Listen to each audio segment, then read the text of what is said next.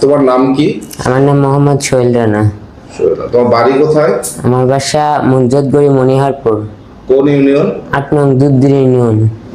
আচ্ছা, তুমি যে কালকে আমরা দাঁড়ায় দাঁড়ায় দূর থেকে গোপনে শুনতেছিলাম যে তুমি একজন মানুষের সাথে মেয়ে কণ্ঠে কথা বলতেছিলা, কিভাবে মেয়ে কণ্ঠে তুমি কথা বলতেছিলে একটু শোনাও তো।